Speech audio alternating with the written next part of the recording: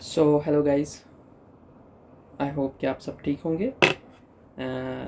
Welcome back to complete physics lecture series by doctor Umar Mohammad. So let's begin the class. Today is our third lecture. आज हमारा तीसरा lecture है. Already हमने 2 lectures किए हुए हैं. आई होप कि जो भी वीडियो लेक्चर हमारा देख रहा है उसको सारी चीज़ें क्लियर हो रही होंगी.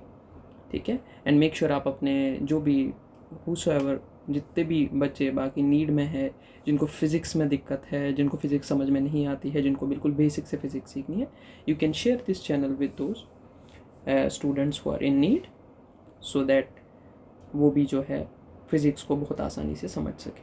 Alright, so let's start the class without wasting much of your time. हम अपना क्लास शुरू करते हैं guys. Let's go. So already हमने लास्ट क्लास में एंड पे हमने क्या पढ़ा था बेटे? डायमेंशनल पेयर्स पढ़े थे कि ऐसी क्वांटिटी जिनके डायमेंशन सेम होते थे.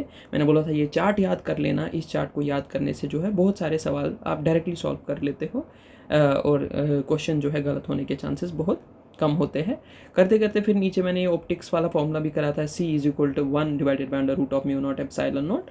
ठीक, where C is the speed of the light. और ये जो है हम ऑप्टिक्स में बहुत ब्रीफ इसका जो है डेरिवेशन के साथ में इसको अच्छे से पढ़ा दूंगा वहाँ पर. ठीक है. You just remember this formula क्योंकि ऐसा सवाल आ जाता है. What are the dimensions of 1 divided by mu not epsilon not या what are the dimensions of mu not epsilon not. मैंने आपको कल ये सॉल्व कराया था. जिन्होंने भी वीडियो लेक्चर्स नहीं देखे हैं, लेक्चर 1 एंड 2 ऑलरेडी चैनल पे पोस्टेड है. आप यूट्यूब चैनल पे जा करके लेक्चर जो है 1 और 2 भी देख सकते हो. उससे चीज़ें क्लियर हो जाएंगी. राइट. सो और एक इम्पॉर्टेंट पॉइंट कल मैं यहाँ पर सॉल्व करा रहा था आपको. ठीक है, कल मैंने आपको समझाया था this CR is equal to L/R is equal to under root of LC. इसके डायमेंशन टाइम के बराबर होते हैं. कभी भी इस फॉर्म में आपको कहीं पर भी सवाल में CR दिख गया, L/R दिख गया, अंडर रूट ऑफ LC दिख गया, तो डायरेक्टली बोलना इसके डायमेंशन टाइम के बराबर है. That's very easy. अब मैं आपको एक सवाल करा देता हूँ नीट का. प्रीवियस ईयर क्वेश्चन है, पूछा गया सवाल था. बोला है कि if L denotes the inductance and R denotes the resistance, then the dimensional formula of L/R is. मैंने बोला था ना, कहीं भी डायमेंशंस का सवाल आ जाए, CR, L/R, under root LC, ऐसा कुछ भी दिख जाए तो समझ लेना कि भाई इसको अपनी ट्रिक से सॉल्व करेंगे. हमारी ट्रिक क्या है बेटा? CR is equal to L/R is equal to under root of LC. इन तीनों के डायमेंशन टाइम के बराबर होते हैं. That's it. अभी हमारा सवाल था L/R, तो L/R के डायमेंशन टाइम के बराबर है. Hence the right option is पहला वाला. देखो पहले वाले में क्या है? M1 L0 T0, मतलब इसमें ना तो लेंथ का है ना तो टाइम का है, तो पहला ऑप्शन बिल्कुल गलत. दूसरे वाले में मास 0 लेंथ 0 टाइम है, टाइम का T1 है, तो बिल्कुल सही ऑप्शन सेकंड वाला है. तीसरे वाले में मास भी है, लेंथ भी है, टाइम भी है, ये सही नहीं है. हमें सिर्फ टाइम के बराबर होता है ये. और तीसरे वाले में मास नहीं है, लेंथ और टाइम दोनों है, ये भी गलत है. So hence the right option is option B. आया हुआ सवाल, यही तो सवाल आते हैं नीट के अंदर. ठीक है, तो बच्चे ये भी बोलते अरे कुछ और ही आया था किसी दूसरे, ठीक है, दूसरे प्लेनेट से सवाल पूछ के डाला था. It's just easy. मैं पहले भी बोला, अभी भी बोल रहा हूँ, if you go by the rules you will solve every question of physics. वो भी नीट की फिजिक्स बहुत इजी होती है उन बच्चों के लिए जो रूल्स के हिसाब से पढ़ते हैं, ट्रिक्स को यूज़ कर लेते हैं, अपना टाइम बचाते हैं, फोकट फालतू टाइम ज़ाया नहीं करते हैं. अब देखो यही सवाल बच्चे कैसे सॉल्व करते हैं. I have been teaching physics since past 3-4 years. मैंने देखा है क्लासरूम में बच्चों को, मैं उनको सवाल देता हूँ तो वो क्या कर लेते हैं. बहुत ईजी सवाल है, L/R के डायमेंशंस निकालो. अब हमारे पास टाइम कम होता है और इतना दिमाग लगाना ही क्यों है. ठीक है, वो भी सॉल्व कर लेते हैं. They are taking a lot of time to solve this question और बहुत ज़्यादा प्रोबेबिलिटी होती है कि उनका सवाल गलत हो जाता है. ठीक है, अब देखो L/R के डायमेंशंस निकालने थे. पहले तो हमें L के डायमेंशन पता होने चाहिए, L इज़ इंडक्टेंस. फिर हमें R के डायमेंशन पता होने चाहिए, R इज़ रेजिस्टेंस. तो फिर L/R के डायमेंशंस आ जाएंगे दोनों को डिवाइड करके. बहुत ईजी है, यही आ जाएगा M1 के बराबर अगर हम उसको सॉल्व भी करेंगे. Alright, let's see. देखो L इज इंडक्टेंस, इंडक्टेंस ये रही हमारी, L इज इंडक्टेंस. अब पोटेंशियल डिफरेंस का एक फॉर्मूला होता है, V is equal to L into DI/dt. ठीक है, inductance multiplied by rate of change of current. ठीक, अब देखो यहां से मैं निकाल सकता हूं L is equal to V divided by DI/dt, rate of change of current. So L will be equal to, potential का फॉर्मूला क्या होता है? पोटेंशियल क्या होता है? Work done in bringing a unit positive charge from hypothetical work done, amount of work done in bringing a hypothetical unit positive charge from infinity to that point. ठीक, मान लो यहाँ पर मैं समझा देता हूँ, इन्फिनिटी से किसी भी हाइपोथेटिकल यूनिट पॉजिटिव चार्ज को किसी भी पॉइंट ए तक, किसी भी पॉइंट पी तक, बी तक, सी तक, कोई भी पॉइंट तक लाने में कितना वर्क करना पड़ेगा, उसी को हम बोलते हैं पोटेंशियल बेटा. सो पोटेंशियल क्या हो गया फिर, work divided by charge. Work के डायमेंशन आपको पता है m1 L2 T-2. चार्ज के डायमेंशन पता है, चार्ज क्या होता है, current into time. A1 T1 ये ऊपर चला जाएगा, A1 T1 जब ऊपर जाएगा बेटे ये T-3 हो जाएगा ऊपर, और A1 भी साथ में ऊपर आ जाएगा, सॉरी, ठीक है. और ये कुल मिला करके क्या बन जाएगा, मैंने ऊपर लिखा हुआ है, लेट मी शो यू, इधर देखो, ये रहा, ये डायमेंशंस आ जाएंगे बेटे. These are the dimensions of potential. आ गए पोटेंशियल के dimension. Divided by di/dt. di/dt होता है rate of change of current, ठीक है. Current per unit time, current मतलब ampere per unit time, time मतलब t1. ये ऊपर जाएगा, ये बनेगा a1 t-1, वही यहाँ मैंने लिखा हुआ है जैसी है a1 t-1. अब ये a1 भी ऊपर जाएगा. देखो बहुत सारे बच्चे यहाँ पर जल्दबाजी में फिर a1 को काट देते हैं, ऐसा थोड़ी होगा यार, अपोजिट साइन से कटेंगे नहीं. ये ऊपर जाएगा, ये a-2 हो जाएगा, ये t- और एक t- कट जाएगा, ये तो काट सकते हो आप, यू कैन कैंसल दिस, ठीक है.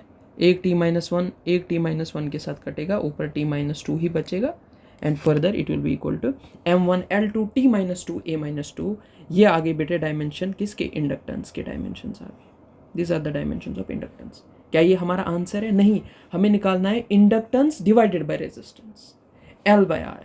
अब रेजिस्टेंस की निकालेंगे ओम्स लॉ से, तो बहुत बार किया भी है, V इज IR, R निकालना है, R is V/I. V potential है, पोटेंशियल यहाँ से ऐसे का ऐसा ही टेप दो, इसको यहाँ फिट कर देते हैं, m1 L2 T-3 a-1, और नीचे सिर्फ I है, I मतलब करंट, करंट का यूनिट एम्पियर, एम्पियर मतलब A1. अब ये A1 कैंसिल नहीं होंगे, ये A1 भी ऊपर चला जाएगा, ये बनेंगे रेजिस्टेंस के dimensions m1 L2 T-3 a-2. Clear. अब दोनों को डिवाइड करो, L/R आ जाएगा. दोनों को डिवाइड करने पे चीज़ें बेटे कैंसिल हो जाएंगी, सारी चीज़ें कैंसिल, काट पीट के नीचे सिर्फ एक t बचता है, वो t ऊपर चला जाएगा रेसिप्रोकल में, तो t1 बन जाएगा टाइम के बराबर. अब देखो कितना ज़्यादा टाइम लगा ये सवाल सॉल्व करने में, लेकिन अगर हमें CR is equal to L/R is equal to √L/C पता होगी, तो हमें ये सब करने की ज़रूरत नहीं है. अब सर यही याद करेंगे तो क्या पता दूसरे कहीं से सवाल दे दे. भाई दूसरे कहीं से सवाल देता है तो डायरेक्ट पूछेगा इंडक्टेंस के क्या डायमेंशंस है, ठीक है. वो जब आप इंडक्टर्स पढ़ोगे वहाँ जो है वो फॉर्मूला याद होगा, डाल के सीधा आपका आंसर आ जाएगा, ठीक है. बट ऐसा सवाल जो है ज़्यादातर इसी फॉर्म में दिया जाता है, या तो CR की फॉर्म में, या तो L/R की फॉर्म में, या तो √LC की फॉर्म में. इसलिए आपको टेंशन लेने की ज़रूरत नहीं है, टेंशन लेने के लिए हम यहाँ बैठे हुए हैं, ठीक है. हम बुक्स देखते हैं, हम एनालिसिस करते हैं, उसके बाद जो है कोई नोट पॉइंट बना के आपको दे देते हैं ताकि चीज़ें आसान हो जाए, ठीक है. बाकी नॉलेज तो भाई समंदर है, जितना बटोर सको बटोर लो, उसमें कोई दिक्कत नहीं है, but it's just to save your time. Alright, let's move further and try to complete one of the important topics जो हमारे इसमें है, यूनिट्स एंड डायमेंशंस का बहुत इंपॉर्टेंट टॉपिक. इससे भी डायरेक्ट सवाल पूछा जाता है, दैट इज़ डायमेंशनल होमोजेनिटी. यहाँ से बहुत चांसेस होते हैं सवाल आने के, और ये बहुत ज़्यादा आसान, पूरे चैप्टर में सबसे ज़्यादा आसान चीज़ है डायमेंशनल होमोजेनिटी. 2 पॉइंट्स याद रखने हैं, ज़िंदगी बन जाएगी. पहला पॉइंट बेटे, rule number 1, learn the rules and then play better. So पहला रूल ये है, in a valid equation every term has got same dimension. किसी भी वैलिड इक्वेशन के अंदर हर टर्म के डायमेंशन सेम होते हैं. अब आप टर्म किसको बोलते हैं, मान लो अगर यहाँ लिखा होगा a + b = c, मान लो this is any valid equation. इसमें कितने टर्म्स है बेटा, आप बोलने चाहिए सर इसमें 3 टर्म्स है, a, b और c. सो डायमेंशनल होमोजेनिटी का पहला रूल ये कहता है कि बेटा जो डायमेंशन a के होंगे वही b के भी होंगे, वही c के भी होंगे. किसी भी वैलिड इक्वेशन में हर टर्म के डायमेंशन सेम होते हैं. अब और एक एग्जांपल लेते हैं, आपने आइडियल गैस इक्वेशन पढ़ी है, PV = nRT. बेटा n तो कांस्टेंट है, n तो एक नंबर होता है, n को अगर हटाएंगे तो PV किसके बराबर आ गया, RT के बराबर. मतलब डायमेंशनल होमोजेनिटी के हिसाब से जो डायमेंशन PV के होंगे वही डायमेंशन RT के भी होंगे. और ये मैंने नोट पॉइंट्स में डायरेक्टली भी लिखवाया था, ये मैंने फिर आगे सॉल्व भी किया है, RT की वैल्यू डाल के, PV की वैल्यूज़ देख के, ये वर्क के बराबर आता है। अगर बेटा आप डायरेक्टली याद रखते हो कि PV is equal to RT is equal to work, तो आपका ये सवाल भी ईजीली सॉल्व होने वाला है एग्जाम के अंदर, ठीक है। ऑलराइट, सो ये पहला पॉइंट था हमारा। अब इसको हम टर्म बोलते हैं। अगर ऐसा दिया होगा बेटे A minus B is equal to C, इसमें कितने टर्म्स है? शाबाश, इसमें भी सर 3 टर्म्स है, A, B और C। क्लियर। अगर ऐसा दिया होगा बेटा, अगर ऐसा दिया होगा A into B is equal to C, इसमें कितने टर्म्स है? इसमें भी 3 टर्म्स है।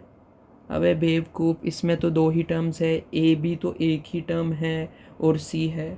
याद रखना बेटा, टर्म हमेशा सेपरेट होती है एडिशन के साइन से, जैसे यहाँ दिया हुआ है, ये देखो, एडिशन के साइन से, प्लस साइन से, सब्ट्रैक्शन माइनस वाले साइन से टर्म सेपरेट होती है, और इज इक्वल से सेपरेट होती है। तभी ये एक टर्म बनी, ये दूसरी, ये तीसरी, ये एक टर्म बनी, ये दूसरी, ये भी सेपरेट है, ये तीसरी। इसमें 3 टर्म्स, इसमें भी 3, इसमें 2 ही इसलिए क्योंकि मल्टीप्लिकेशन से बेटा टर्म जो है वो सेपरेट नहीं होती है।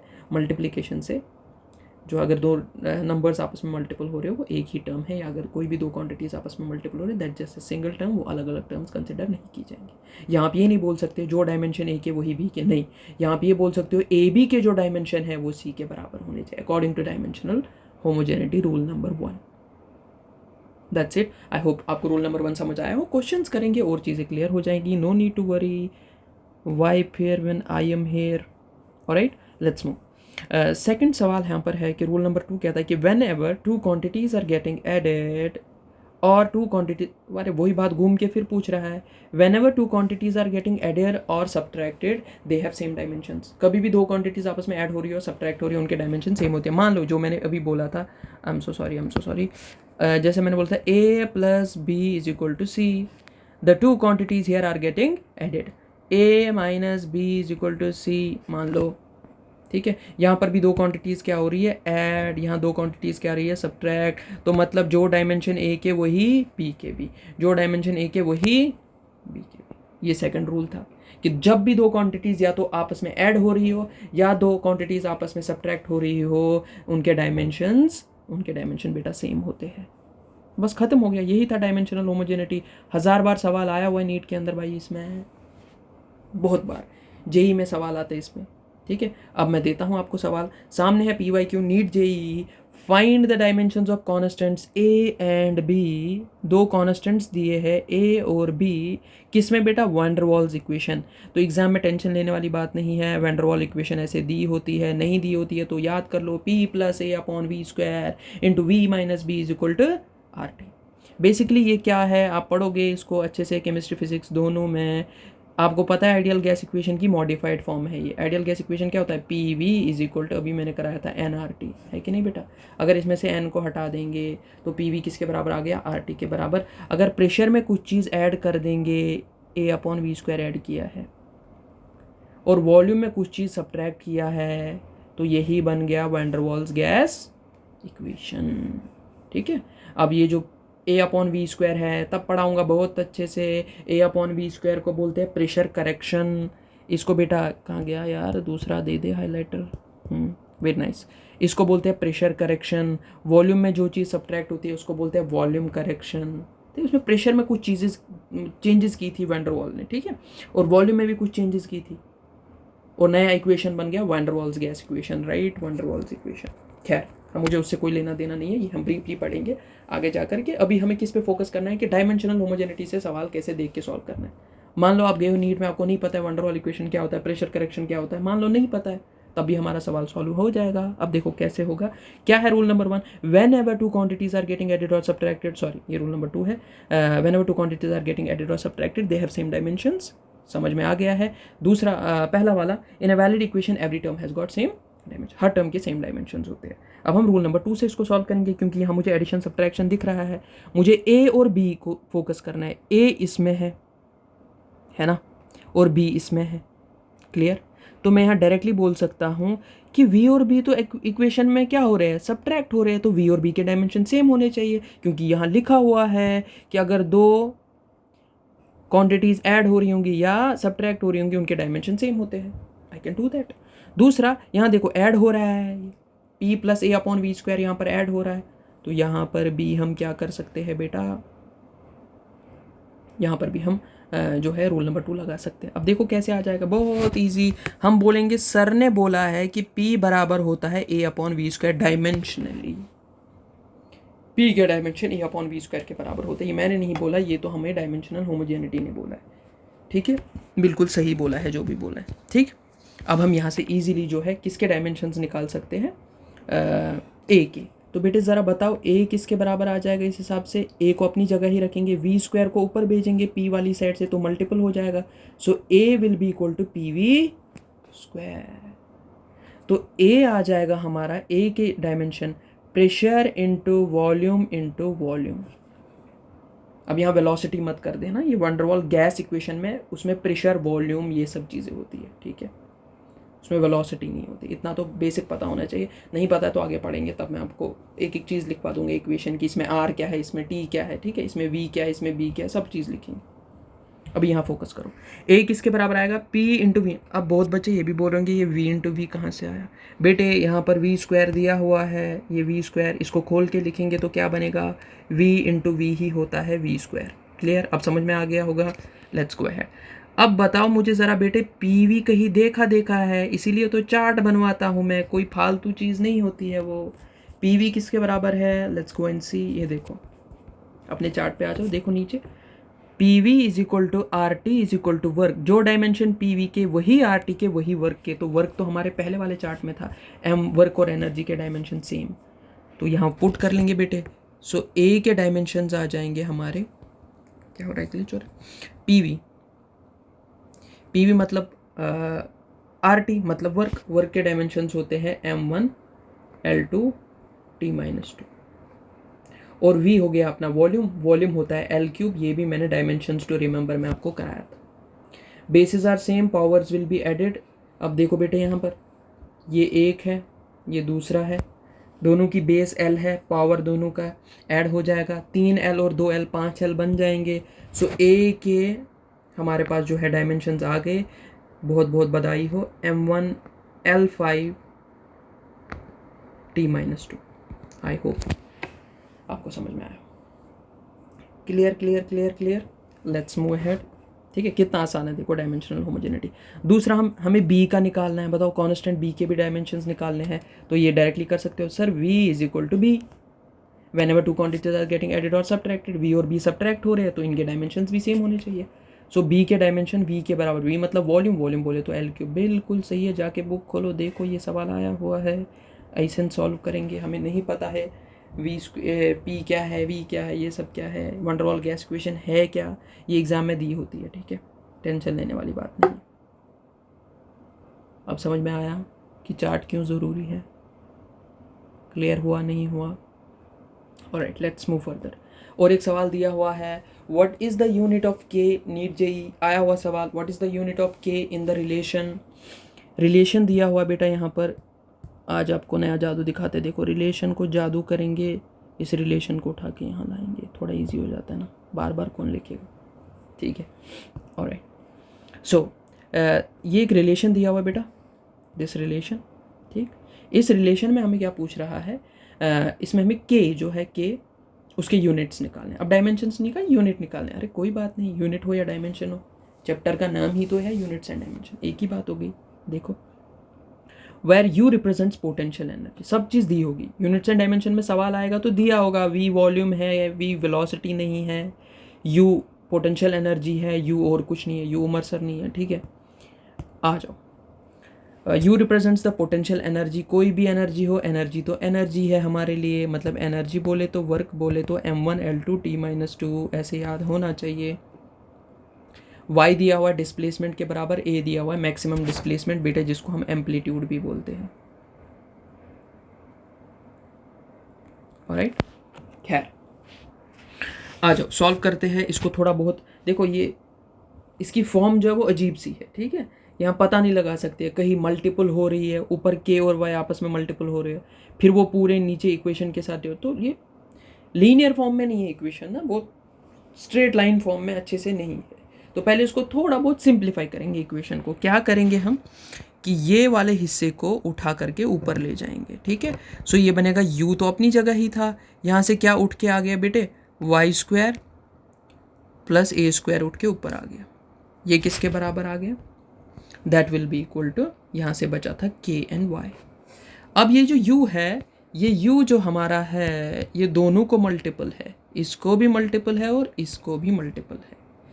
तो कहने का मतलब ये है कि u को सिर्फ आप यू वाई स्क्वायर लिख के छोड़ मत देना, यू वाई स्क्वायर भी बनेगा, बीच में प्लस का साइन रहेगा, यू ए स्क्वायर भी बनेगा, ये बराबर आएगा के वाई के।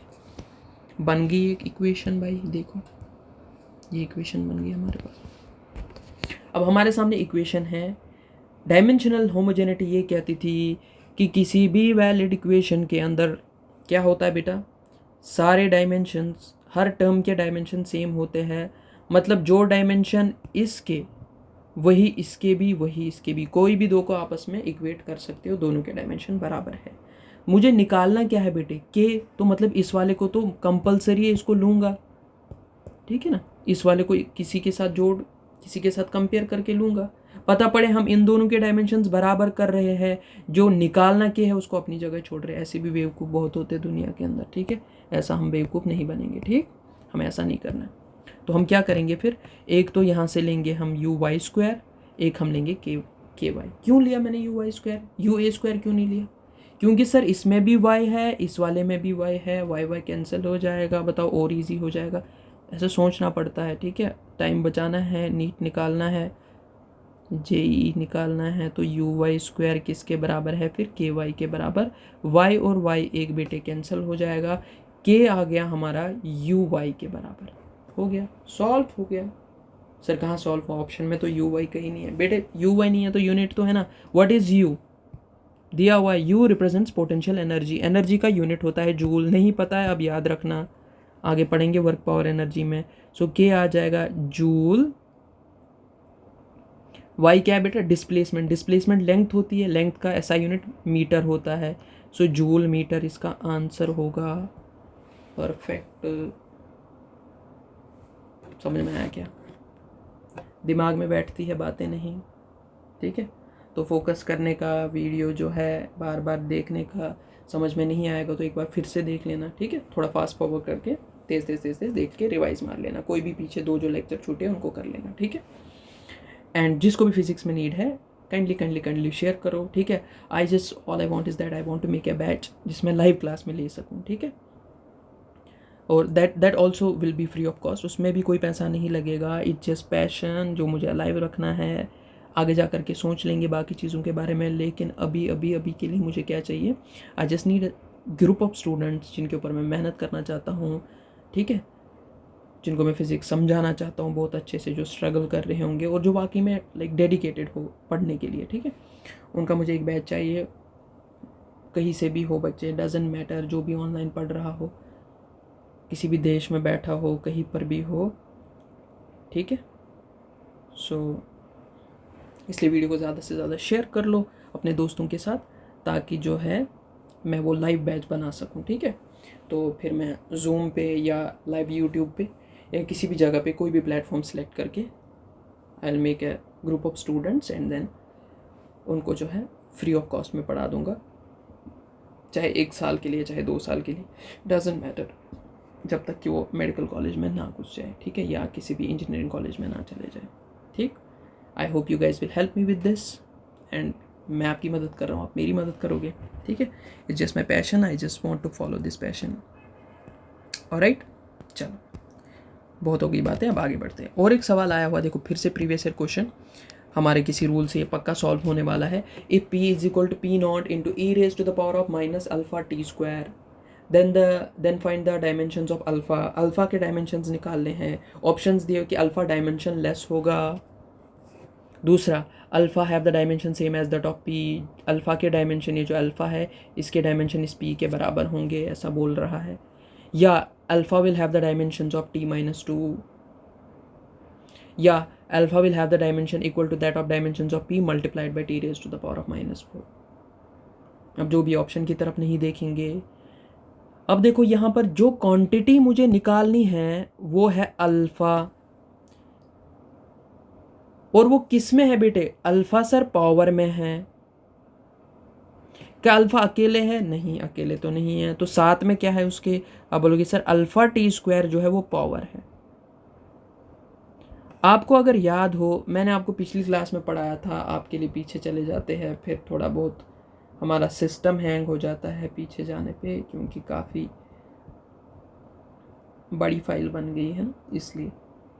फिर भी मैं आपको दिखा दूं, मैंने आपको डायमेंशंस में पहले ही कुछ लिखवाया था। ज़रा बेटा यहाँ पर ध्यान दो, रूल नंबर 3 पे चले जाओ। एक्सपोनेंशियल्स या पावर्स आर डायमेंशनलेस। ठीक है, you should remember these rules. Sir हमें पता है, हमें याद आ गया कि पावर्स जो होते हैं वो डायमेंशनलेस होते हैं। इसका मतलब अल्फा के डायमेंशंस क्या होंगे? कुछ भी नहीं होंगे, m0 l0 t0। ऐसा क्या? तो पहला ऑप्शन सही है फिर? नहीं, ऐसा नहीं। हाँ, अकेला अल्फा होता तो बोलता अल्फा डायमेंशनलेस है, लेकिन यहाँ अकेला अल्फा नहीं है, पावर में अल्फा टी स्क्वायर है। लुक एट दिस, पावर में अल्फा टी स्क्वायर है।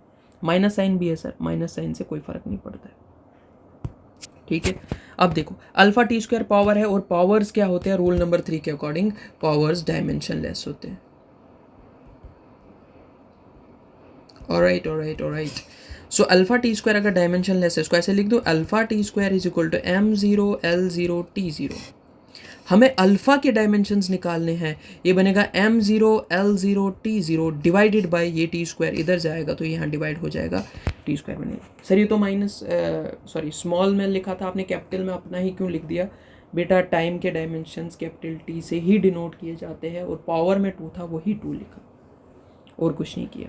अब ये ऊपर जाएगा तो क्या बनेगा बेटा? t-2। सो अल्फा के क्या डायमेंशंस होंगे? Alpha will have the dimensions of t-2। Hence the right option for this question is c, alpha will have the dimensions of t-2। I hope कि आपको अब चीज़ें समझ में आ रही होगी। अब बहुत सारे बच्चे ऐसे जिन्होंने पहला लेक्चर देख के बोर हो रहे होंगे, यहाँ तो कुछ रूल्स पढ़ा रहा है सर, समझ में नहीं आ रहा है, पता नहीं कौन सी वकालत करनी है हमने। ठीक है, तो अब जो पेशेंस रख रहे हैं उनको समझ में आ रहा होगा कि रूल्स क्यों ज़रूरी थे। Alright, let's move further, let's do some questions जिनके बेस पे हम CGS से SI में, SI से CGS में जाते हैं। ठीक है, तो कुछ तरीके हैं। ठीक है, there is a formula n1 u1 is equal to n2 u2। बीच में एक आध बार ये सवाल मैंने देखा हुआ है, इसलिए मैं क्वेश्चन के ही हेल्प से आपको जो है ये वाला जो है फॉर्मूला भी समझा देता हूँ। ठीक है, ये वाला टॉपिक भी हम क्वेश्चन से ही करेंगे। ठीक है, इसको सिस्टम कन्वर्जन बोलते हैं। For example there is a question that the density of mercury is, alright, density of mercury is 13.6 into 10⁻³ kg per meter cube. Density होता है ना मास अपॉन वॉल्यूम, तो मास अपॉन वॉल्यूम होता है density, पहले भी शायद किया हुआ मैंने, ये रो से डिनोट करते हैं mass upon volume.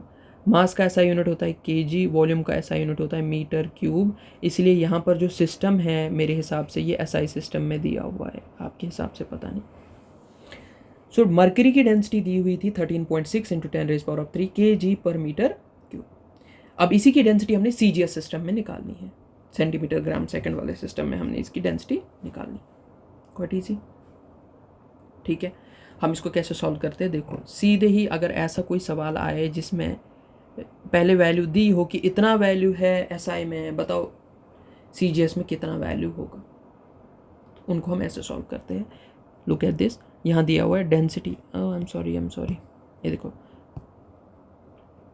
This one, यहाँ दिया हुआ है density is equal 13.6 into 10⁻³ kg per meter cube. ये क्वेश्चन में ऊपर दिया हुआ था, यही मैंने यहाँ कॉपी करके लिख दिया।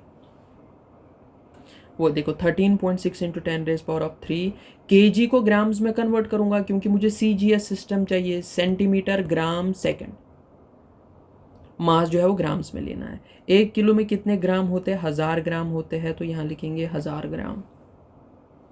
नीचे मीटर क्यूब दिया हुआ है, CGS में क्या आता है बेटे? सेंटीमीटर। 1 मीटर में कितने सेंटीमीटर होते हैं? 100 सेंटीमीटर। मीटर के बदले लिखूंगा 100 सेंटीमीटर, और ऊपर क्यूब तो क्यूब ही। ठीक, ये आ गया 13.6 इंटू 10⁻³ 1000 को हम 10⁻³ भी लिख सकते हैं, एक ही बात है। और यहाँ पर 100 का क्यूब जो होता है दैट इज़ 10⁻⁶। ठीक है, बोलो कैसे? ये बेटे 100 इंटू 100 इंटू 100, हम सीधे बोल सकते हैं 10⁻1 2 3 4 5 6 0, 10⁻⁶ बोल सकते हैं। ठीक है, डोंट पैनिक। अब यहाँ पर इसको सॉल्व करेंगे थोड़ा बहुत। ये देखो क्या सॉल्व करेंगे, 10⁻³ और 10⁻³ हो गया 10⁻6, ये इस 10⁻6 के साथ कैंसिल हो जाएगा।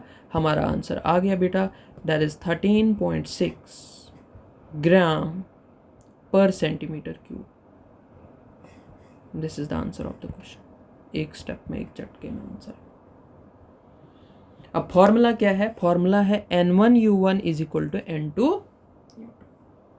ये भी ज़रूरी, ठीक है, मैं कराता नहीं हूँ जनरली फॉर्मूला, मतलब जो लॉन्ग मेथड्स होते हैं मैं नहीं कराता हूँ, बट कहीं बंदा फंस जाता है जो शॉर्ट ट्रिक से नहीं होता सॉल्व, उसके लिए हमें लॉन्ग मेथड ज़रूरी होता है। ठीक है, बहुत रेयर सवाल आ जाता है, अगर आ गया मतलब। अब ये मैं क्यों करा रहा हूँ, क्योंकि आप बुक सॉल्व करोगे तो बुक में तो बहुत सारे सवाल होते हैं, मेंस के, एडवांस के, ठीक है। तो नीट वाले बच्चों को फिर स्ट्रगल करेंगे, बोलेंगे हमें तो सिर्फ ट्रिक याद थी, लंबा मेथड याद नहीं था। आई एम सॉरी, तो हम नहीं कर पाए, ये सवाल नहीं कर पाए तो ज़्यादा डाउट्स आएंगे, ठीक है। इसलिए बेटर है कि साथ साथ में ये वाला मेथड भी कर लेते हैं, ठीक। और कैसे करेंगे, N1U1 is equal to N2U2 लिख देंगे, एक साइड N1U1 दूसरी साइड N2U2। जो सिस्टम हमने दिया हुआ है उसको लेफ्ट हैंड साइड पे लिखेंगे, जो सिस्टम निकालना है उसको राइट हैंड साइड पे लिखेंगे। निकालना बेटे CGS है तो CGS को मैंने इस साइड पे लिखा, SI को इस साइड पे। N1U1 is equal to N2U2। निकालना क्या है बेटे, डेंसिटी। डेंसिटी होती है मास अपॉन वॉल्यूम, पहले डेंसिटी के डायमेंशंस निकालेंगे। मास का है m1, वॉल्यूम का है L3, ये बनेगा m1, ये L3 ऊपर जाएगा तो L-3। तो हमेशा जो भी क्वांटिटी में कन्वर्जन करना होता है, अभी डेंसिटी में करना था तो डेंसिटी हमें पहले पता होनी चाहिए, डेंसिटी के डायमेंशंस क्या है, ये वाला फॉर्मूला लगाने के लिए। ऑलराइट, आते आगे बेटे। N1 होता है कि पहले क्या नंबर दिया हुआ था। अब सवाल में देखो पहले सिस्टम का नंबर कितना है, 13.6 इंटू 10⁻3, वही यहाँ लिखेंगे N1 की जगह, 13.6 इंटू 10⁻3 इंटू U1। U1 हो गए पहले वाले के डायमेंशंस क्या है, that is M1 L1, power में 1 और -3। देखो डेंसिटी के डायमेंशंस होते हैं M1 L-3। ये 1 इसलिए लिखा कि ये 1 इस सिस्टम का है, ये देखो 1 इस सिस्टम का है, SI सिस्टम का, ताकि आप मिक्स ना कर लो, इसलिए ये SI सिस्टम के डायमेंशंस हैं, ठीक है। अब देखो N2 मुझे निकालना है कि बताओ इसकी वैल्यू, नई वैल्यू CGS सिस्टम में कितनी होगी, वो होगी N2, वही हमें निकालना है, ठीक। और यहाँ से लिखेंगे इसके डायमेंशंस, N2U2 की जगह आ जाएंगे इसके dimension, that is M2 L2, power में वही 1 एंड -3, क्योंकि डायमेंशंस तो सेम ही रहेंगे।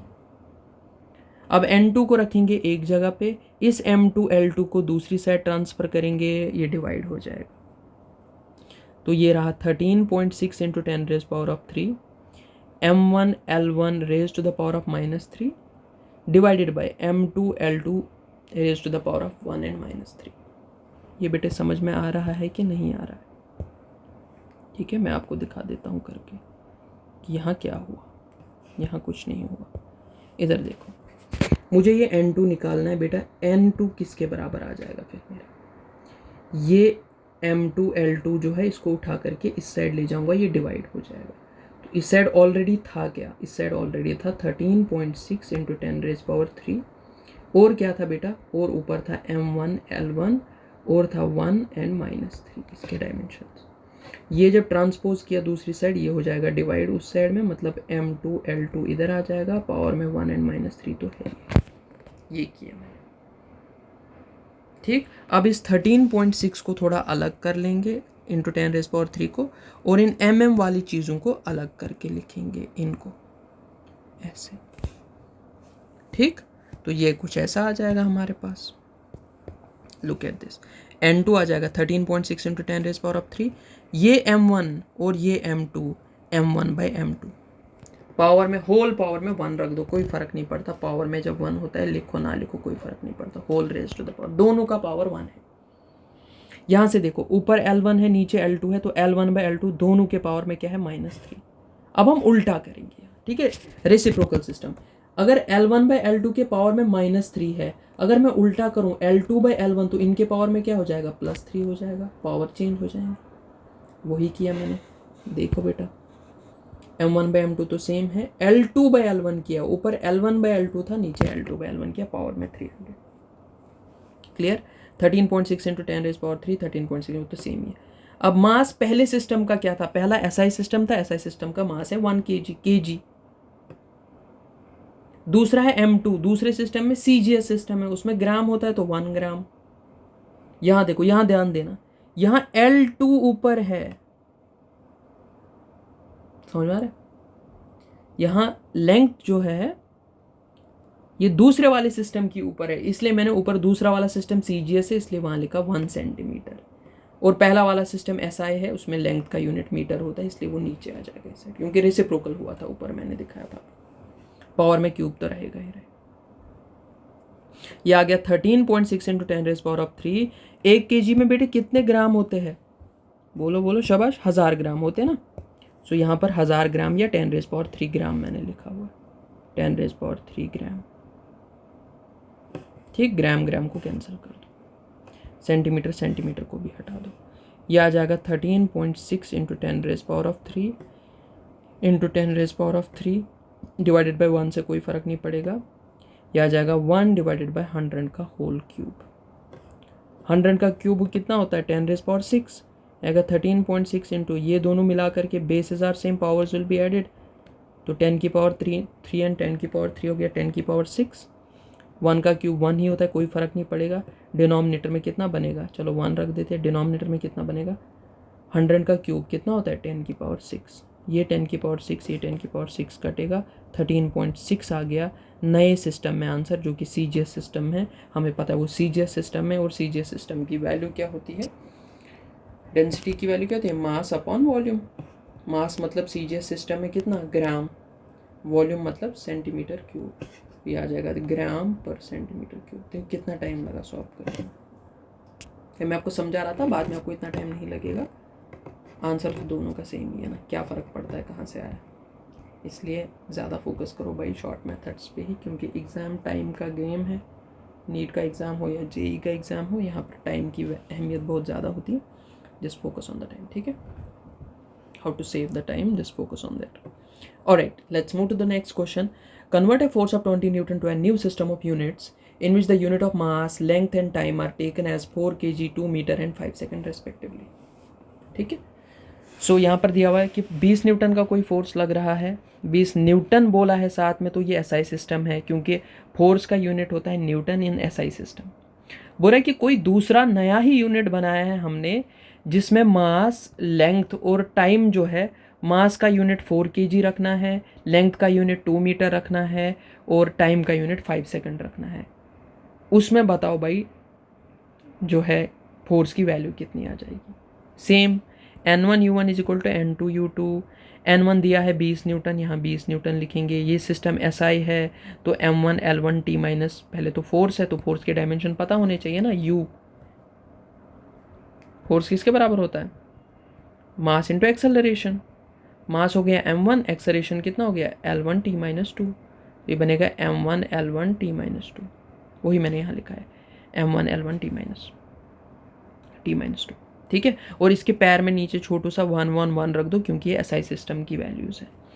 N2 हमें निकालना है नए सिस्टम का, इसका आ जाएगा M2 L2 T2, और पावर में वही 1 1 एंड -2 सेम। ये न्यू सिस्टम है कोई। अब मुझे यहाँ से N2 निकालना है, तो N2 किसके बराबर आ गया? यहाँ 20 था, 20 इंटू ये चीज़ वहाँ ले जाओगे, सेम तरीका, M1/M2 L1/L2 T1/T2 whole raise power -2। Power को उल्टा करेंगे, T2 बाई, ये देखो बेटा, पावर को उल्टा किया, जो है सॉरी इसको फ्लिप कर दिया इक्वेशन को, ठीक है ना, रेशियोज को उल्टा कर दिया, तो पावर जो है वो चेंज होगी, नेगेटिव से पॉजिटिव में कन्वर्ट होगी। बस इसके बाद सॉल्व करना है यार, इसके बाद तो मैथ है, बहुत ईजी है। देखो N2 किसके बराबर आ जाएगा? 20 इंटू M1। पहले सिस्टम में कितना मास था? SI सिस्टम में मास कितना होता है? 1 kg बेटे, तो kg करेंगे, kg या 1 kg एक ही तो बात है। दूसरे सिस्टम में मास कितना लेना है? 4 kg। यहाँ लिखेंगे दूसरे सिस्टम का मास M2 4 kg इंटू पहले सिस्टम में लेंथ कितना होता है? मीटर SI में। दूसरे सिस्टम में लेंथ कितना लेना है? मीटर नहीं, 2 मीटर लेना है। ये देखो यहाँ 2 मीटर लेना है दूसरे सिस्टम का, L2 वो आ जाएगा 2 मीटर इंटू पहले सिस्टम की दूसरे सिस्टम। अब ध्यान देना, यहीं पे बच्चे गलती कर लेते हैं फ्लो में। ये T2 है, ये दूसरे सिस्टम का टाइम है, वो 5 सेकंड है, 5 सेकंड।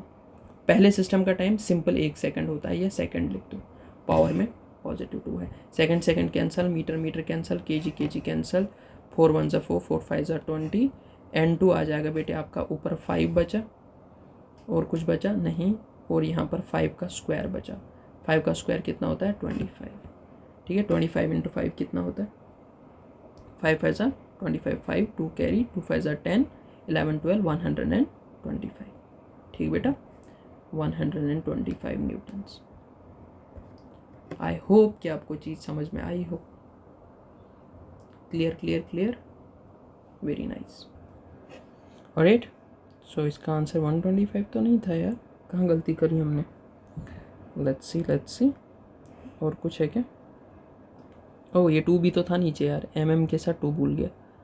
ठीक, अब देखो मेरे से ही गलती हो गई, ठीक है। तो इसलिए लंबे मेथड जो है इनसे चीज़ें फिर थोड़े बहुत गलत होने के चांसेस होते हैं, इसलिए मेक श्योर आप ज़्यादा फोकस ट्रिक्स पे ही करो। नीचे 2 भी था, वो दिखा ही नहीं, मे बी आपको दिखा हो, मुझे नहीं दिखा था। और यहाँ पर ऊपर 5 का स्क्वायर है, 5 का स्क्वायर 25 ऑलरेडी मैंने लिया है। Okay, let 2 be as it is. तो 5 × 25 अभी हमने किया था 125, 125/2 is 62.5। Hence the answer of the question Newton's में नहीं, नया कोई यूनिट आएगा। सो आपका N2 निकालना है, 62.5 इज द आंसर। ऑलराइट, इसका यूनिट क्या बनेगा फिर भी 62.5। सो न्यूटन ना आकर के क्या आ जाएगा इसका आंसर यार, जनरली तो न्यूटन होता है, इसका कुछ और ही बनेगा, कुछ और मतलब 4 kg, लंबा सा बनेगा ना फालतू सा, 4 kg 2 मीटर पर 5 सेकेंड स्क्वायर। 4 kg, ये देखो फोर्स का क्या यूनिट होता है, चलो मज़े की चीज़ है। फोर्स किसके बराबर होता है, मास इंटू एक्सेलरेशन, ठीक है। मास का यूनिट SI में kg, एक्सेलरेशन का मीटर पर सेकेंड स्क्वायर। सो फोर्स का यूनिट न्यूटन भी होता है, साथ साथ में यूनिट जनरल यूनिट हम ये भी बोल सकते हैं kg per metre second square. लेकिन इस वाले का क्या आएगा आंसर में फिर यूनिट, kg ना आ जाएगा तो kg के बदले कितना kg है नए सिस्टम का unit, 4 kg 2 meter 5 second. So फिर इसका यूनिट बनेगा force will be equal to 62.5, kg के बदले 4 kg 2 मीटर डिवाइडेड बाई कितने सेकेंड, 5 सेकेंड का square, 5 second square, this will be the unit. अगर यूनिट भी था, वैसे यूनिट तो नहीं होगा। This is how you can solve the questions. Alright, okay. तो मैंने लास्ट क्लास में ये 2 सवाल दिए थे आपको, ठीक है, कि बेटे if c is the speed of light, g is universal gravitational constant, h is Planck's constant, which of the following will have the dimensions of mass. Options में बोलना है आपको कि इनमें से किस ऑप्शन के डायमेंशन मास के बराबर है, ठीक है। तो अब आप क्या करोगे, 1 by 1 सॉल्व करोगे, है कि नहीं, और फिर फर्दर जो है आपका आंसर आ जाएगा, ठीक। सो ठीक है, तो इसमें 3 क्वांटिटीज़ है, अगर आप ध्यान दोगे ना, देखो यहाँ भी g है, c है, h है, यहाँ भी g है, c है, h है, g c h, g c and h, ठीक है। तो ये तीनों चीज़ों के डायमेंशन हमें पहले पता होने चाहिए, तभी हम सवाल में आगे बढ़ सकते हैं। So we should be g c और h, तीनों टर्म्स क्या है भाई, तीनों क्या क्वांटिटीज़ है। ये g क्या होता है, यूनिवर्सल ग्रेविटेशनल कांस्टेंट दिया हुआ है, इसके क्या डायमेंशंस होते हैं, m-1 L3t-2, ये हमने कल किया था क्लास में। c क्या होती है, where c is speed of light, speed बोले तो मीटर पर सेकंड है ना बेटा, मीटर पर सेकंड, मीटर के बदले लिखोगे L1, सेकंड के बदले टाइम t1, ये सेकंड ऊपर सेकंड में ना, ये डिवाइड में है, ये ऊपर जाएगा तो t-1 बनेगा। और h होता है प्लैंक्स कांस्टेंट, देखो प्लैंक्स कांस्टेंट और एंगुलर मोमेंटम के डायमेंशन सेम है, ये हमने कल किया था। खैर देखो अब बार बार ऊपर जाना पड़ता है, तो कई कई छोटी छोटी मोटी चीज़ें हम खुद भी सॉल्व कर सकते हैं। लिखेंगे ना E is equal to h nu, where h is Planck's constant, nu is frequency and E is energy. यहाँ से मैं h निकाल सकता हूँ, h is equal to E divided by nu. Energy m1 L2 t-2, frequency t-1, time period का उल्टा, एक एक कट जाएगा, प्लैंक्स कांस्टेंट के डायमेंशंस आ जाएंगे m1 L2 t-1, ख़त्म बात। अब सवाल को करेंगे सॉल्व, हो गया बस, अब क्या है, सवाल में कुछ नहीं बचा है। इसका भी बहुत लंबा मेथड है, उससे नहीं करेंगे हम किससे सॉल्व करेंगे, हम डायरेक्ट ऑप्शंस पे स्कैवेंजिंग करेंगे, ठीक है। सीधा ऑप्शन पकड़ेंगे और उसको सॉल्व करने की कोशिश करेंगे, यही वैल्यू सीधा आंसर में इसमें क्वेश्चन में फिट करेंगे। देखो पहली चॉइस चॉइस 1। अदरवाइज इसमें इक्वेशंस बनती है, put the value of from equation 1, put the value of equation 1 in equation 2। ठीक है, मैं जब आपकी क्वेश्चन सीरीज़ कराऊंगा ना आगे, 2-3 चैप्टर्स होने दो, फिर मिल के क्वेश्चन सीरीज़ करेंगे एक। ठीक है, पूरा लेक्चर लूँगा मैं, 2-3 लेक्चर्स, जिसमें मैं 3-4 चैप्टर्स का एक पोर्शन का पूरे क्वेश्चंस करा दूंगा। ठीक है, बट थोड़ा सा आगे, तो उसमें हम वो लंबा मेथड भी मैं आपको सिखा दूंगा। बट अभी क्या फ़ायदा भाई, क्यों दिमाग ऑक्यूपाई करना है। ठीक है, अभी हम नीट के जेई के फ्लो से जाएंगे। पहली चॉइस पे आ जाओ। पहला चॉइस क्या है, अंडर रूट ऑफ बेटा एच, चॉइस पर ध्यान से देखनी है, मेरी तरह नहीं, G C by H as it is. थोड़ा रूट बड़ा बनाएंगे, जी की value as it is fit करो, m-1 L3t-2। सी की वैल्यू भी पुट करो as it is, dimensions L1t-1 divided by H के भी वैल्यूज़ m1 L2t-1। अब काटा पीटी करो, क्या कुछ कटता है उसको काट दो। एक L1 के साथ यहाँ कटेगा, एक L1 इसके, मज़ा नहीं आया, मज़ा नहीं आया, एक मिनट, ये 2 L2 इसके 2 के साथ कटेंगे, एक बचेगा इसका L। ठीक है, एक t-1 एक t-1 यहाँ कट जाएगा। ठीक है, mm भी काट दोगे क्या, नहीं सर, एक माइनस एक प्लस है वो नहीं कटेगा, फिर क्या होगा, नीचे वाला ऊपर चला जाएगा। ठीक, और कुछ है, हाँ ऊपर टाइम भी बचा है। कुल मिला के देखो ना यार, यहाँ क्या बचता है ऊपर, m-2, क्योंकि ये m ऊपर जाएगा, इसके साथ साथ शाबाश t, हाँ एक L ये है, एक L ये भी है, देखो ना, ये एक L1 है, और यहाँ भी तो एक बचा हुआ था, ये 3 थे, नीचे तो 2 ही थे, सो L2। ठीक है, और टाइम का क्या बचा हुआ है, t-2, वो भी रूट में। ये तो मास के डायमेंशन के बराबर कहीं से भी नहीं लग रहे मुझे मास के डायमेंशंस के बराबर देखने, इनमें से कौन सा ऑप्शन है जिसके डायमेंशन मास, पहले मास के क्या डायमेंशंस होते हैं इतना तो पता है ना, m1। यहाँ तो कुछ और ही आ गया, under root of m-2 L2 t2, L2 भी है t2 भी है, भले ही रूट के अंदर, लेकिन है तो नई ही वैल्यूज़ है ना, मास के तो नहीं है ये, तो इसलिए ये वाला ऑप्शन गलत है। ठीक है, आते हैं सेकंड ऑप्शन पे। मैं आपको समझा रहा हूँ इसलिए टाइम लग रहा है, वरना जब आप खुद करोगे ना तो आप आधा तो दिमाग में ही सॉल्व करने लग जाओगे। आ जाओ ऑप्शन बी पे, under root of h c by g as it is put करो। बताओ एच क्या है, m1 L2 t-1 ऊपर दिया है। ठीक है, नीचे ओ सी भी था ऊपर, सी बोले तो L1 t-1, और साथ में जी है, जी के क्या है, m-1 L3 t-2। काटा पीटी, वेरी नाइस।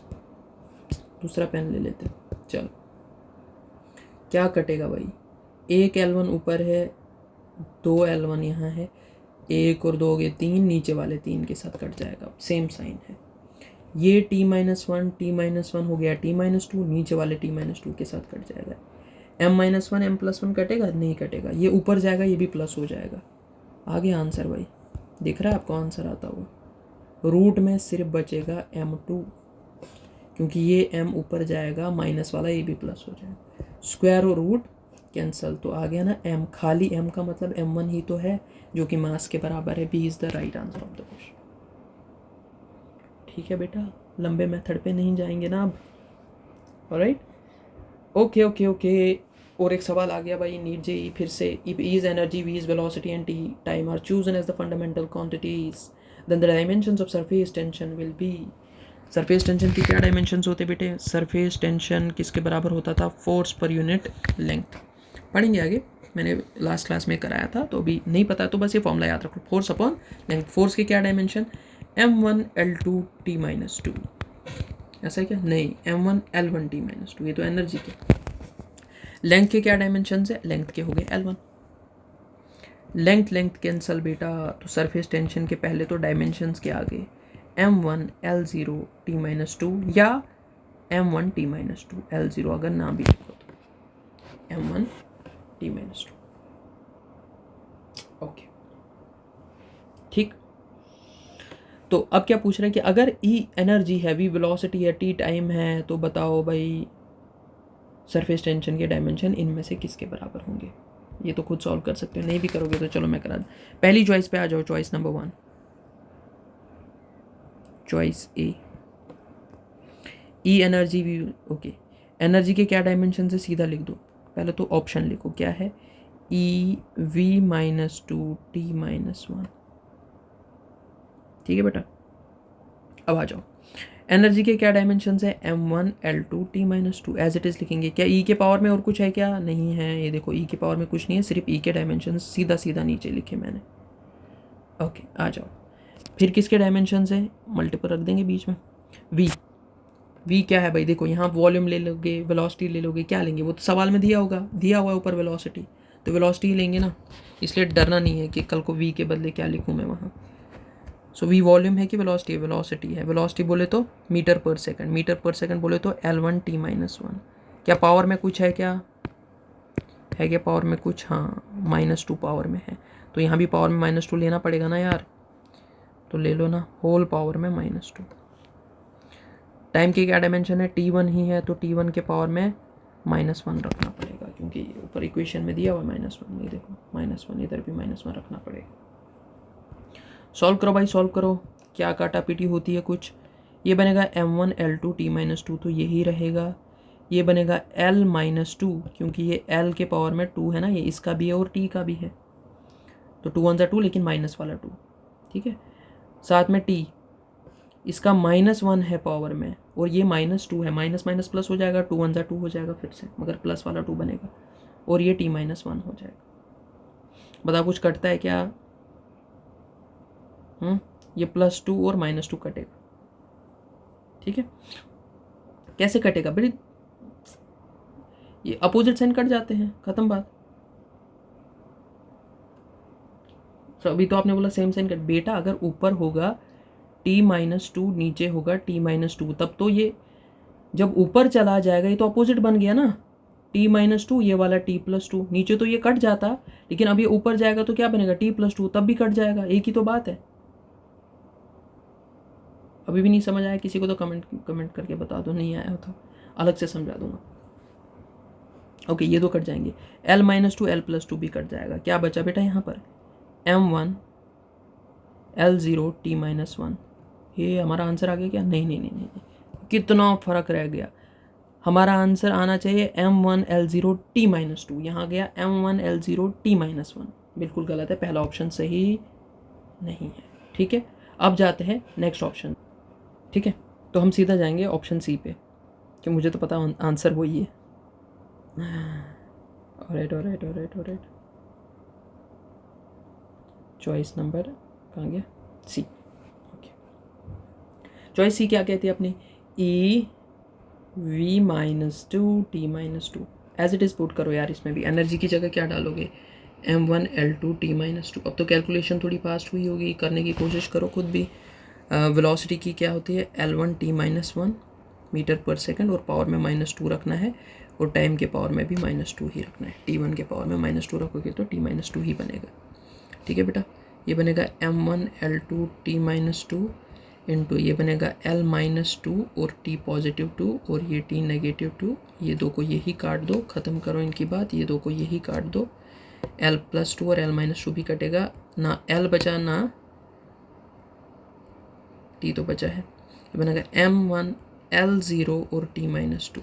समझ में आया बात, t माइनस टू बचा वो यहाँ लिख दिया, m1 बचा वो यहाँ लिख दिया, l तो बचे नहीं, l तो कट गए, सो ये आ गया हमारा answer m1 l0 t minus two, m1 l0 t minus two. Hence option c के डायमेंशन जो है वो सरफेस टेंशन के साथ मैच खाते हैं, इसलिए ये सही जवाब है, आया हुआ सवाल है, ऐसे सॉल्व करने होते हैं। ये भी प्रीवियस ईयर क्वेश्चन है 19-20 का, कि 2020-2019 पूछा गया सवाल है। If E is energy and G are, if E and G are the energy and gravitational constants respective, दे देगा वो, ऐसे खाली ई और जी दे के भाग नहीं जाएगा वो, फिर तो बंदा पागल हो जाएगा, ई को क्या मान के चलूँ, जी को क्या मान के चलूँ, ये तो देगा वो। E is what, I am sorry, E तो गाय भी मैंने कर दी, E is what energy, G is what gravitational constant, इज्जत से रेस्पेक्टिवली। ठीक है, then E by G has the dimensions of, इज्जत से किस किस को पता है भाई। ठीक है, तो लास्ट क्लास में भी मैंने बोला था कि मैंने एक बच्चे से एक बार पूछा था, बेटे ये रेस्पेक्टिवली का मतलब यहाँ इस क्वेश्चन में क्या है, ये रेस्पेक्टिवली क्यों लिखा है, कहता सर ये इज्जत से होता है। ठीक है, तो भाई आगे बढ़ते हैं। तो अब आपने भी आज से क्या बोलना है, इज्जत से। जब भी रेस्पेक्टिवली देखो तो मेरा नाम याद आना चाहिए आपको कि हाँ सर ने बोला था इज्जत से होता है ये, ठीक है। ऑलराइट, तो ई बाई जी के डायमेंशन, अरे यार क्या सवाल फालतू का, बताओ जी के क्या डायमेंशन अब तक तो याद हुए होने चाहिए, m-1 L3t-2। ई के क्या डायमेंशन है, m1 L2t-2, हाँ ना बोल, ओके। ई बाई जी के डायमेंशंस निकालने हैं, क्या फालतू सवाल है भाई, इतना आसान सवाल दिया था 19-20 के नीट में। m+1 L2t-2 divided by m-1 L3t-2, t-2 जाएगा, m नहीं कटेगा, एक प्लस एक माइनस है, ये 2l, इन 3l में से 2l कट जाएंगे, एक l बचेगा। सो ई बाई जी के डायमेंशंस आ जाएंगे, ये m ऊपर जाएगा ना बेटा, ये पॉजिटिव हो जाएगा, बनेगा m2, एक l ऊपर जाएगा l-1 और t0, m2 l-1 t0, option b is the correct option, right. बढ़ते हैं आगे, ठीक है। तो ये भी प्रीवियस ईयर क्वेश्चन है, ये आप खुद करोगे। If f force, acceleration a and time are chosen, तो फोर्स के, एक्सेलरेशन के और टाइम के, तो कितना आसान है यार, ये तो ऐसे ही होना चाहिए। देखो चलो सॉल्व ही करते हैं इसको, क्या सवाल है। फोर्स बोले तो m1 L1 t-2, चार्ट से अब तो याद हुआ होगा। एक्सेलरेशन बोले तो metre per second square, metre बोले तो L1 पर सेकंड स्क्वायर बोलेगे तो t-2। एंड टाइम के क्या होते हैं भाई, टाइम तो हो गया t1 ही भाई, हाँ ना बोलो। हमें एनर्जी के डायमेंशन निकालने हैं, एनर्जी के क्या डायमेंशन होते हैं, m1 L2 t-2, भाई एनर्जी के डायमेंशंस क्या होते हैं, m1 L2 t-2, ठीक है। तो हमें ऐसा ऑप्शन ढूंढना है कि जिसमें एनर्जी, जिसके ऑप्शंस जो है, ऑप्शंस में ढूंढना है कि किस ऑप्शन के जो है डायमेंशंस एनर्जी के साथ मैच खाएंगे, एनर्जी के डायमेंशंस के साथ मैच खाएंगे, ठीक है।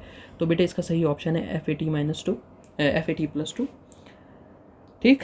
हम सॉल्व करके देखते हैं, सीधा यही ऑप्शन लेंगे क्योंकि ऑप्शन वाइज टाइम ले लेगा बहुत ज़्यादा, ऑलरेडी 1 घंटा हो चुका है, ठीक है। सो FAT2 कैसे सॉल्व करेंगे बताओ। As it is FA, choice कौन सी है, चॉइस थर्ड है, FAT2, ओके। तो फोर्स के डायमेंशंस रख दो as it is, m1 L1 t-2, acceleration L1 t-2, time t2, ठीक है।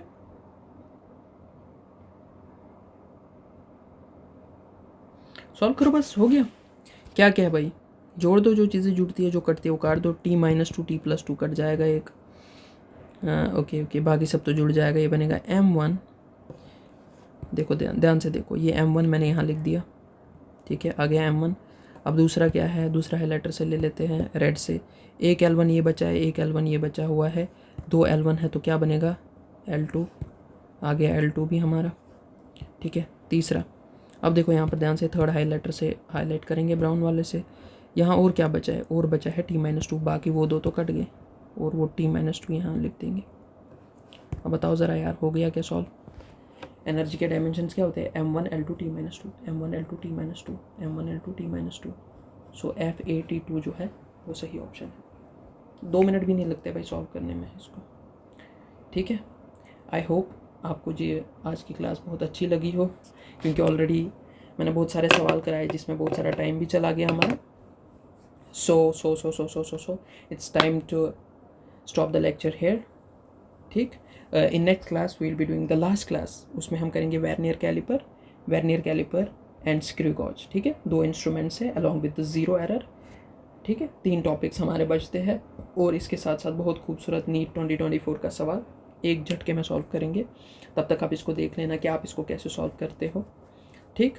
ऑलराइट, तो मिलते हैं अगली क्लास में, ठीक है। So again I am saying कि जो है हमारी चैनल पे अगर आप नए हो, मेक श्योर हमारी चैनल को सब्सक्राइब करके जाओ, एंड वीडियो को ज़्यादा से ज़्यादा लोगों तक पहुंचा दो, ठीक है। ऐसे स्टूडेंट्स हैं जिनको प्रॉब्लम होती है फिज़िक्स के अंदर, जनरली फिज़िक्स में ही प्रॉब्लम आती है, काइंडली उन तक ये वीडियो पहुंचा दो। शेयर विद योर फ्रेंड्स, जो भी आपके दोस्त हैं जिनको फिज़िक्स में प्रॉब्लम है उनके साथ शेयर करो। मिलते हैं अगली वीडियो में नए क्लास में नए कॉन्सेप्ट्स के साथ, तब तक के लिए bye bye, until next time. Thank you so much guys.